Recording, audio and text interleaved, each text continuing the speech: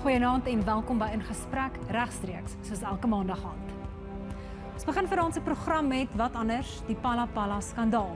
Nou wat berig word was president Ramaphosa verlede week 100% gereed om te bedank, maar daar was intussen heelwat verwikkelinge. Voor ons daaroor praat, volg hier gou 'n oorsig. Om en by 9 Februarie 2020 is daar 'n inbraak by Ramaphosa se wildsplaas in Limpopo, Phala Phala, en 'n groot bedrag geld word gesteel.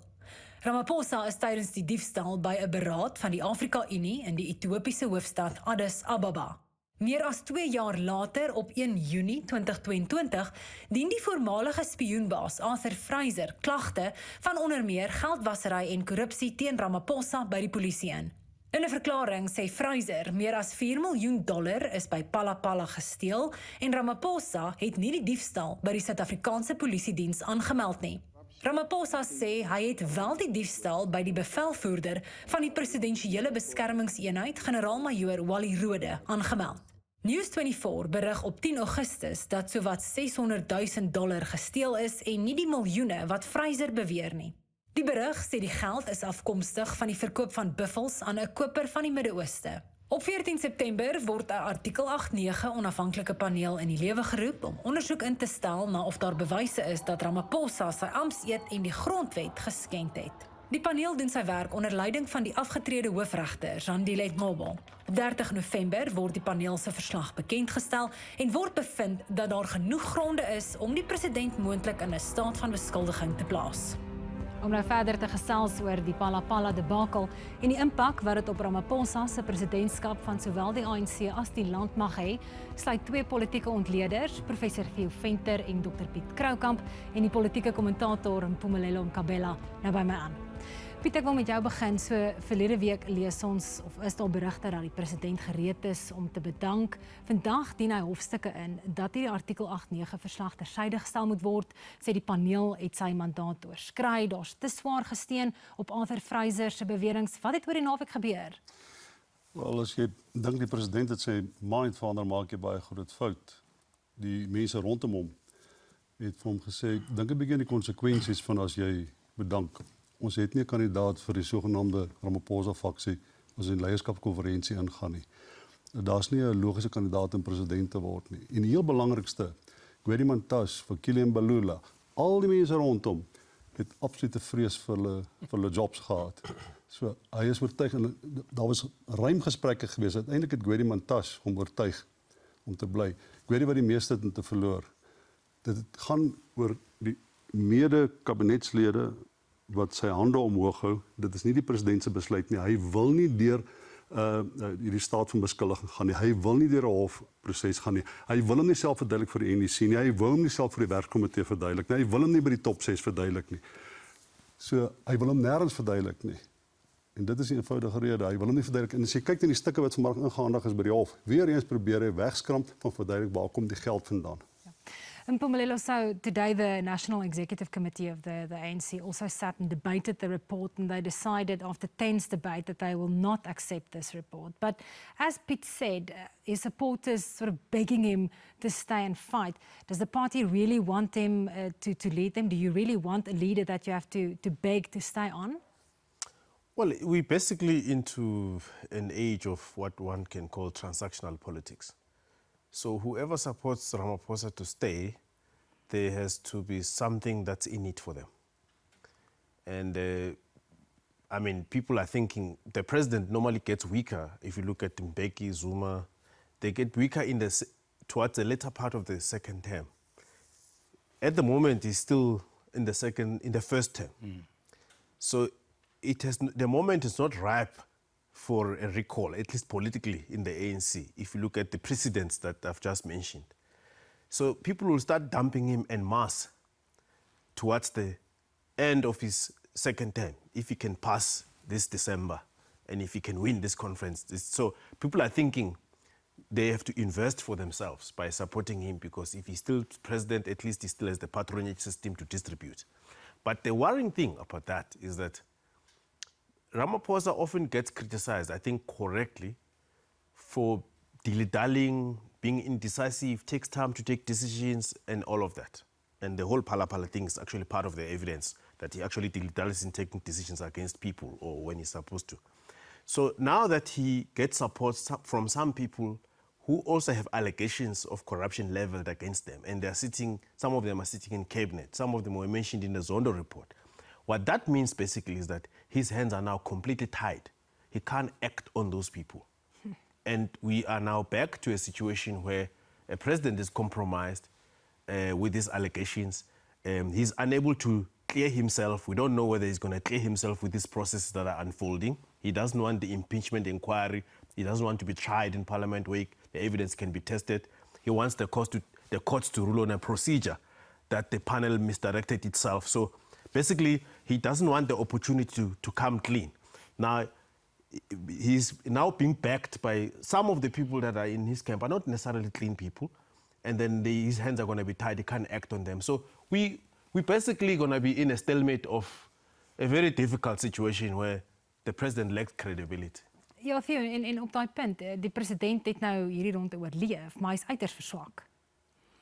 Ja, dit lyk so. Onthou net dit wat reeds gesê is. Een van die kenmerke van Cyril is dat hy's tegnies oor baie van die punte. En dit frustreer die mense natuurlik teen die mure uit om hierdie tegniese argumente die hele tyd te hou, terwyl daar etiese en morele argumente is wat net so sterk is, maar hy bly fokus op die tegniese. Wat Mkhabela gesê het oor die age of transaction mag so wees, maar daar's ook 'n ander kant van die transaksionele politiek. Sedert 2007, veral na 2007, het die ANC onderhewig geword aan politieke purges. Met ander 'n skoonmaakveldtogte. So dis nie net noodwendig wat die mense rondom hom kan kry nie, maar dis ook wat hulle vrees, want hulle weet wat hulle gedoen het na Zuma en hulle weet wat hulle gedoen het na Mbeki uit is. Dit is nie meer 'n blaatante skoonmaakveldtog nie, dit is 'n baie subtiele skoonmaakveldtog. So die ANC is hier in 'n geweldige konflik met homself. Dis nie net Ramaphosa nie en daar wil ek met hulle saamstem. Dis ook die ANC as 'n kollektief. Wat moet hulle hier doen? En dit was vir my duidelik van die begin af. Ek het nie gedink hierdie komitee gaan die bevinding maak wat hulle gemaak het nie. Ek het gedink hulle gaan 'n tegniese bevinding maak, want daar was oortredings, wys die administratiewe oortredings uit. Maar toe kom hulle met hierdie storie en dit gee tog vir Ramaphosa 'n tweede byt aan hierdie politieke appeltjie. Piet, Theo verwys na die geskiedenis. Daar was hierdie idee, Zuma gaan ons red van Mbeki, Ramaphosa gaan ons red van Zuma.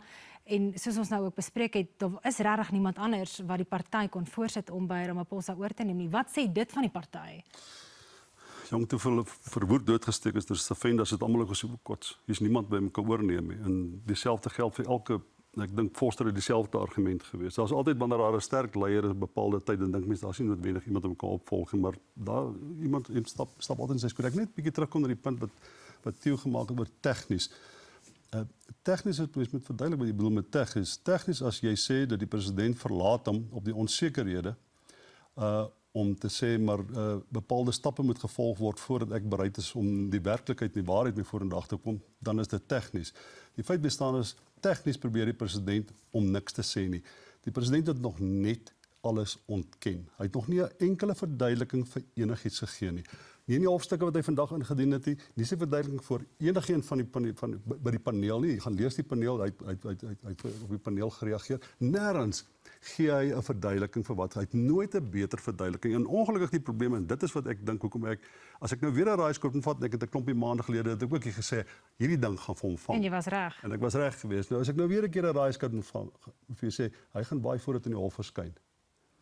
En hy gaan buite in die hof verskyn want hy weet hy gaan in die hof sal hy uiteindelik moet verduidelik. Maar hierdie hofsaak, Piet, gaan nie enige verandering aanbring nie. Dis amper 'n akademiese soort hofsaak hierdie, want die besluit moet môre in die parlement geneem word. I'm not talking about the constitutional court. I'm talking about when he eventually, when you reach the point where the National Prosecuting Authority say yes, he has to explain something to the courts now. Then he will have to provide a better explanation, which he has refused to do until now. Ja, een van 6 of 7 instansies wat 'n beslissing moet maak. Die Reservebank moet en 'n klomp ander moet dit doen. So. Ja, nee, nog baie meer te gesels. Ons is nou weer terug.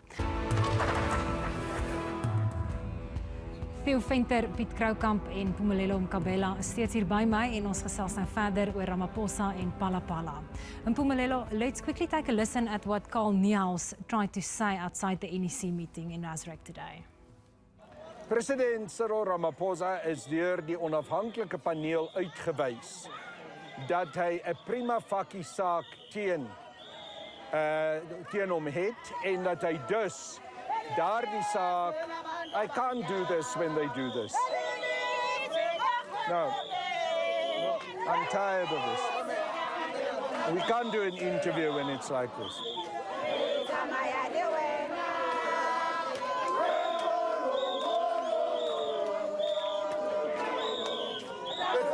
Go to the gate, Omkal, go to the gate, please. I'm not going anywhere. I'm staying right here. Yeah, okay. No one will chase me away. Secure him. Secure him. No one will chase me away. So Mpumelelo, kykNET, a big supporter of the RET faction, was chased away today. But it does sort of also illustrate the amount of support that Ramaphosa does have at the moment, also nationally. What do you think of this national feeling that we experienced over the weekend of anxiety and fear that the country will fall into chaos and corruption if Ramaphosa does decide to resign? I think one of the best strategies that Ramaphosa deployed after the report was released was to say to people closest to him that I am leaving. Because in so doing, he then allows them, it becomes their responsibility to say, you are not leaving. And once they commit to say, don't leave, it means they commit to do everything to make sure he doesn't leave. So by saying I'm leaving and then they say don't leave, they basically mobilize themselves to defend him. So, which is a different strategy, like that was done by Zuma, where Zuma was always the guy fighting, I'm not going anywhere. And then people rally around that. Ramaphosa says, I'm going, and they say, we'll defend you, don't go. So it sort of mobilized a lot of structures in the provinces, Women's League and many other structures to try and say, don't go. Again, it's a question of like they still believe there's something they can extract from him. The party has a chance of success at national elections with him at the helm.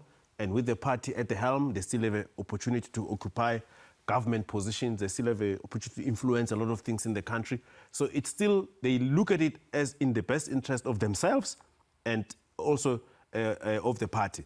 There's another dimension that people like, okay, if he goes, who else would be there? And I think it's a dilemma of both the factions. In the Ramaphosa faction, there is no clear succession plan. Somebody who belongs to the Ramaphosa faction, if Ramaphosa goes, who steps in? There's no clear succession plan. But also on the other side, the RET faction, they also don't have a clear candidate who can challenge Ramaphosa.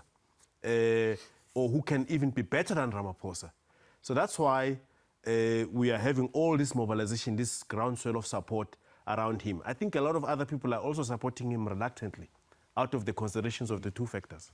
Theo, is die mee saam, dink jy hierdie het dalk Ramaphosa se hand polities versterk, want sy teenstanders kon in sy swakste uur nie die spreekwoordelike doodskoot toedien nie? Wel, ek stem met hom saam dat deur die strategie te volg, om te sê ek loop, en die ouens vir jou vra om te bly, nie net partylede nie, sakelei, internasionale leiers, daar was 'n hele veldtog geweest om hom te probeer oortuig om te bly. En Mpumelelo is heeltemal reg. dan verander die spelreëls eintlik en mens kon sien oor die naweek teen vandag sy lyfstaal is anders. Ek dink hy weet dat die ANC kan nie bekostig om môre se gesprek te verloor nie. Die heel eerste in die parlement. Ja, as hulle môre die verslag van die hand wys en die mosie verslaan, dan is die proses dood. Dan stop dit in die parlement. Dit kan nie verder gaan nie. En ek dink die ANC is tans besig om baie ernstig te tel, want hulle het nodig dat die grootste hoeveelheid van hulle parlementslede, en ons weet dat die parlementêre caucus steun vir Ramaphosa, so hulle gaan nie teen hom stem nie. En soos ons ook reeds gesien het, onthou nou hier het ons net 'n 50% plus 1 nodig. Ons het nie hier 'n 2/3 meerderheid nodig nie. En dit gaan nie 'n geheime stemming wees nie. Nee, dit is ook 'n baie strategiese besluit dat dit 'n openbare stemming moet wees wat baie van Ramaphosa se opponente gaan verplig om hulle hand te wys en wat ons sien wat hulle in die verlede gedoen het, hulle bly dan liewer weg van die parlement af.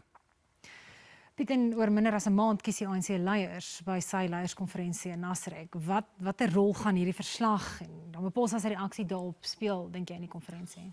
Net eerlik sê, as jy vir Karl Neus op televisie wys, en jy weet ek is baie lief vir jou, so is nie kritiek op jou nie, maar Karl Neus is 'n village idiot, but niks, he doesn't explain anything. You cannot extrapolate from his behavior all the way that they treat him to what is going on in the ANC. But in any case, be that as it may, I think it's a bit of a, look, there's some time to go, the leadership election now, and I think it might end up in a bit of a dogfight there. I'm not so sure. Just remember the people that actually go and vote for Ramaphosa, who got the mandate from the branches, they didn't have a mandate to vote for somebody that was implicated in this type of thing.